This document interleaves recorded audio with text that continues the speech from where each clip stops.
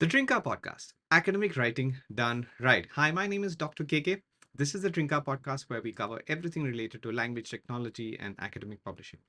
Today, I'm excited to welcome you all to part two of my conversation with Ido Rosenzweig, the Director of Research at University of Haifa.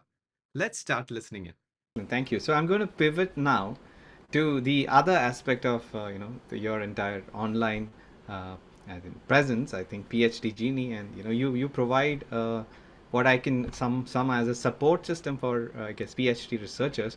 So let me start by asking you, why did you start this sort of a support system or a Twitter channel? What is the purpose? How does that help a PhD researcher?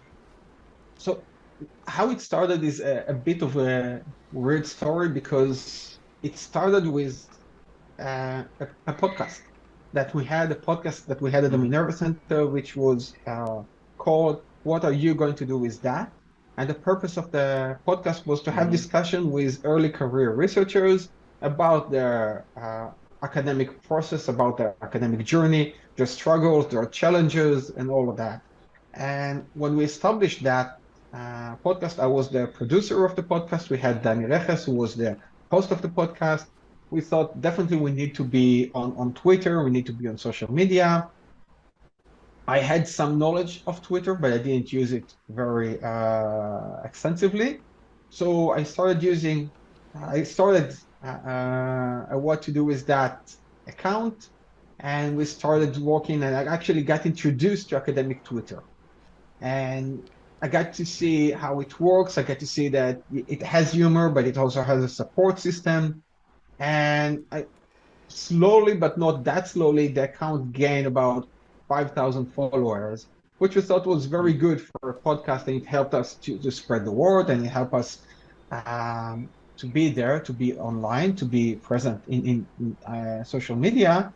But I also realized that there was a limit of how much I'm willing to express myself and my humor freely within a podcast that within an account that is based on a podcast that is belong to our research center. So I can say that I held back, but I was definitely not as free because I try to keep it relevant to the podcast all the time. I already used some memes and etc.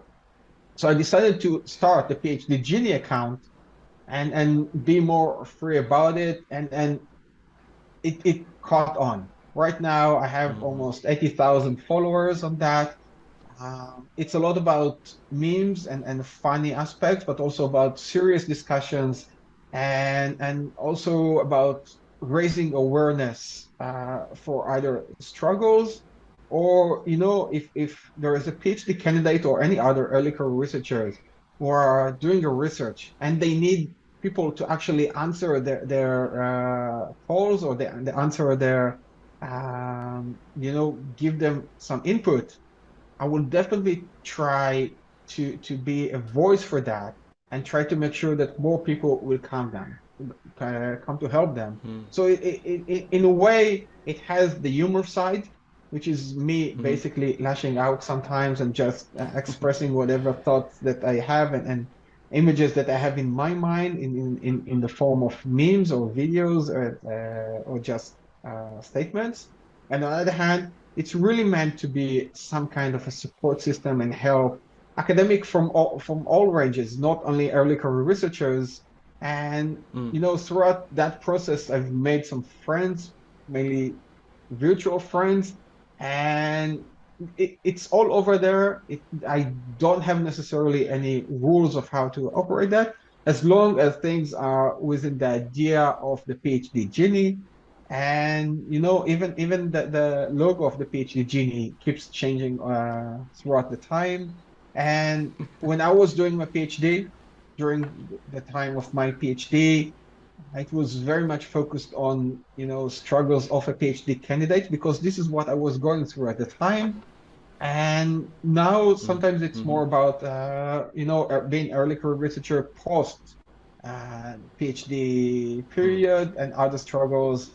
But all through the process, it has that dual approach of being funny, or at least what I would consider funny. Not everyone share my approach or my ideas of what is funny, and at the same time being supportive. Right. So, I obviously consider your humor to be funny. So there's no question, and I enjoy humor. So that there's no question regarding that. So you provide. I mean, 80,000 followers is a lot, and I'm sure that a lot of people are helping or finding help through your channel and your maybe jokes and whatever that you discuss to navigate their academic journey. So in 2024, what are the things that are bothering, let's say, PhD students or maybe early career researchers? What are the pressing concerns that they have to navigate?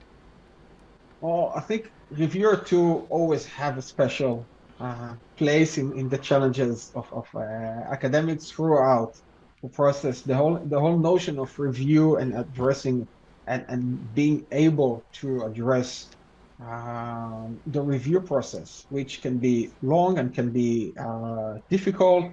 Um, right now, I'm struggling with some reviews that I received on one of my papers, and I'm really trying to understand why are they saying that, and why are they choosing this kind of comment where clearly what I wrote was perfect and clear and concise, and it shouldn't need any modifications. And this is what every academic feels, when you submit a paper, we submit it because we are sure that it's good.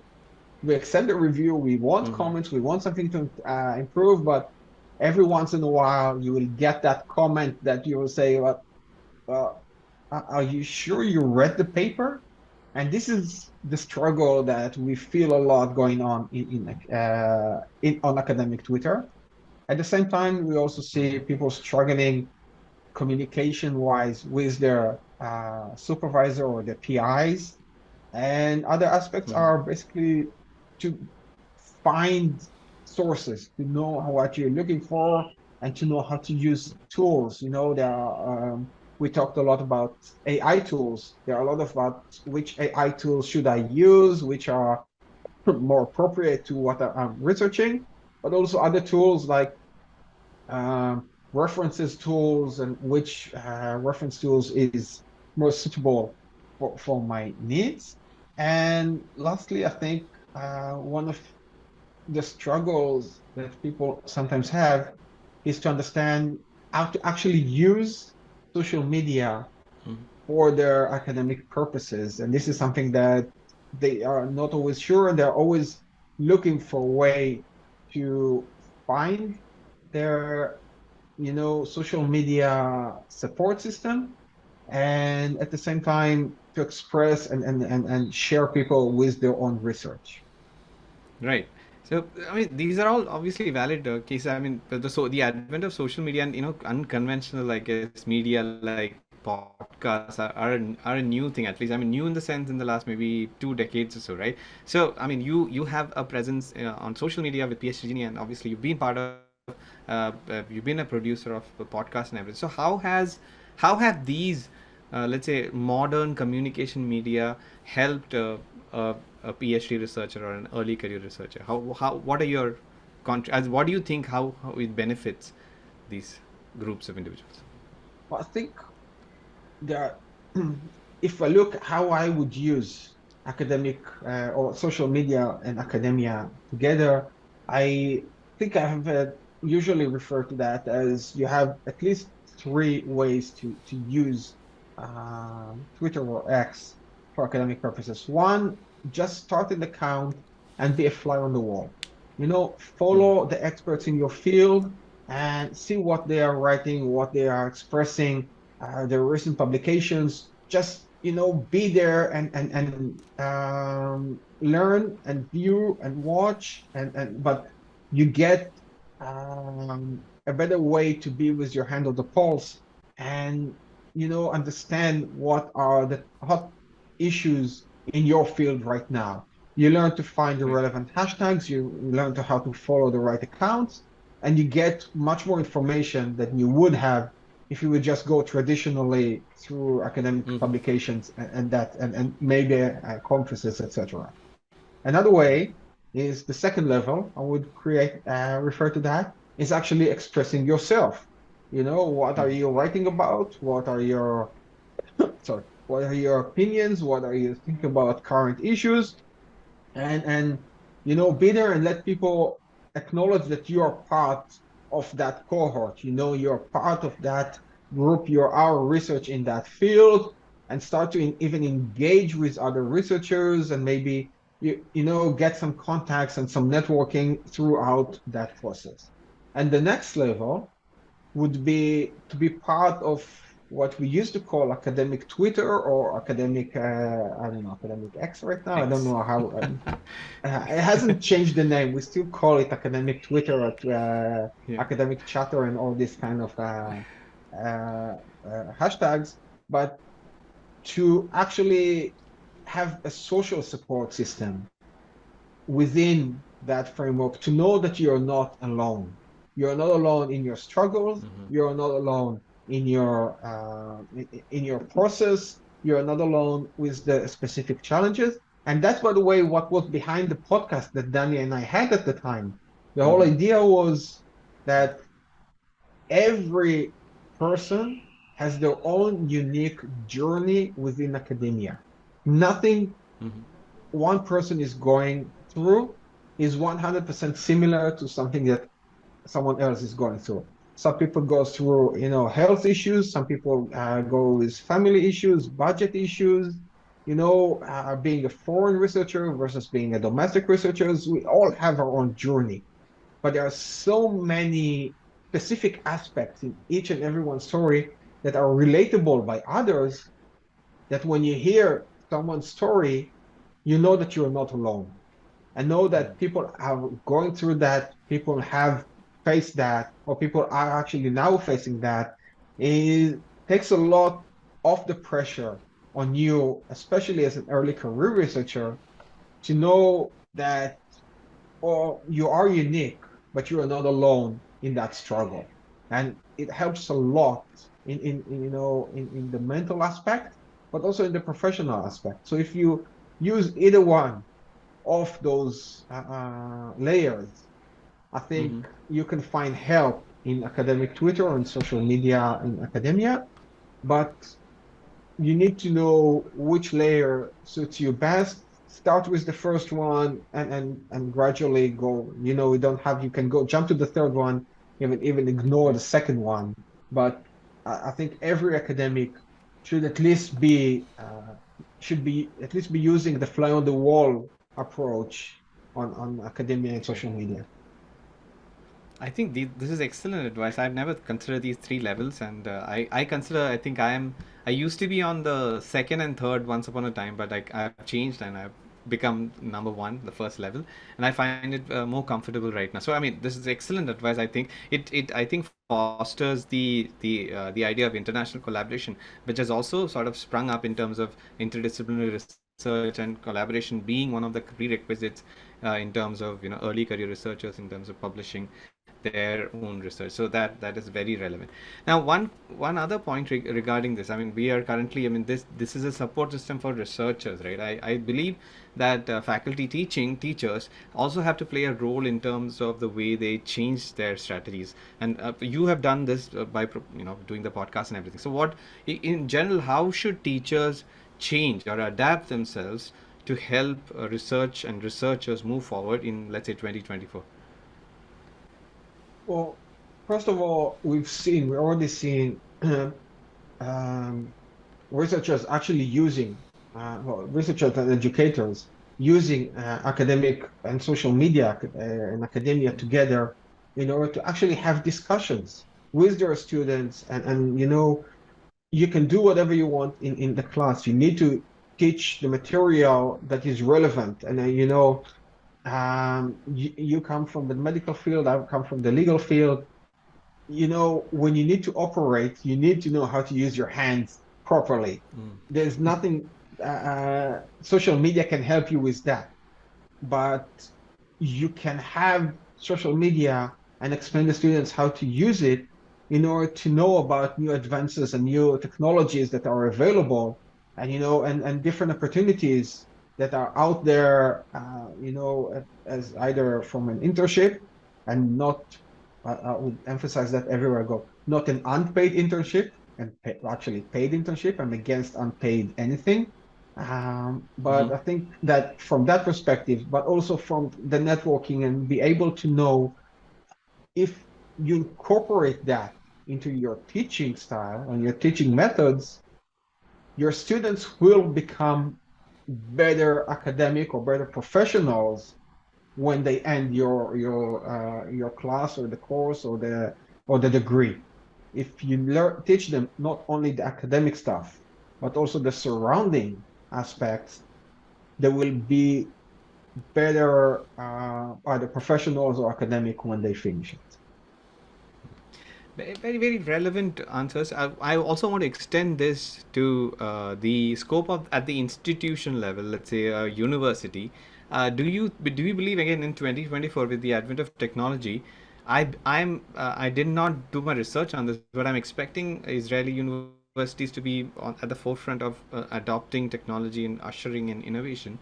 Do you think universities and institutions also have a responsibility in ensuring that they change and adapt to the changing environment, especially from the point of view of technology? Yeah, of course they do, but the question is to what extent? I mean, they still have the focus has to be on the teaching and has to be on conveying the information.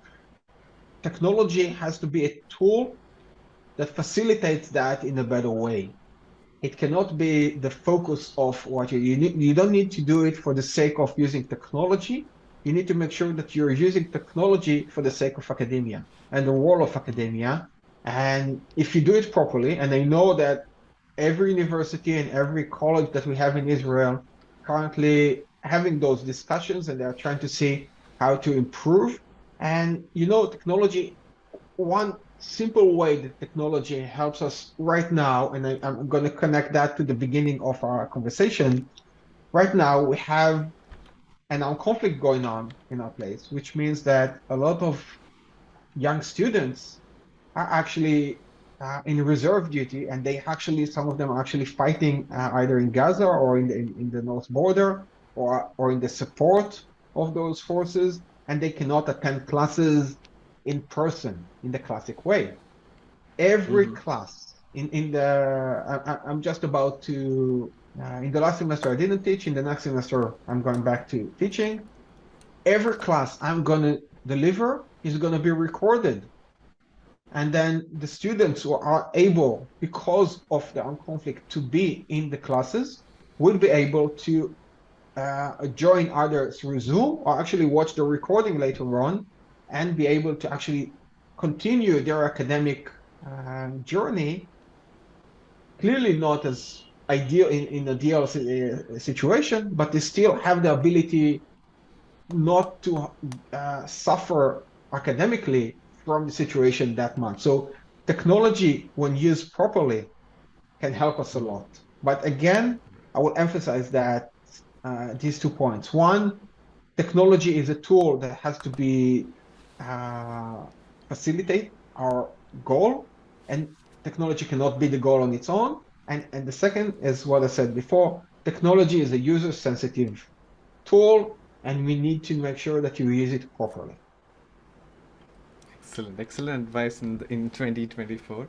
So I'm going to pivot to the last part of our conversation. Starting off with, I'm sure that many people are interested because you are a funny person. You probably have a lot of creative inspirations coming your way. So, is there something that you have recently read or watched, or anything that you would like to share as a recommendation to whoever is going to listen or watch this interview? It can be a book, it Uh, can be a movie, whatever you consider. well, it's always about the last TV show Think I watch, or the next one I'm expecting to watch. With regard to